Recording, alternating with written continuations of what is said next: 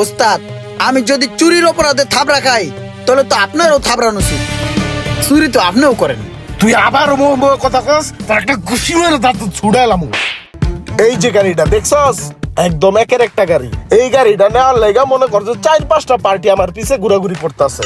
14 লাখ 15 লাখ এক একজন এক এক রকম দাম কইছে, আমি কাউরে দেই নাই। গাড়িটা মনে হয় তোর কপালেই আছে। তুই আমার আপন খালাতো ভাই, তোর লগে দাম দরলে ঠিকবো না। তুই আগে ভালো করে গাড়িটা দেখ যা। হ্যাঁ, গাড়িটা দেখতে সুন্দরই আছে।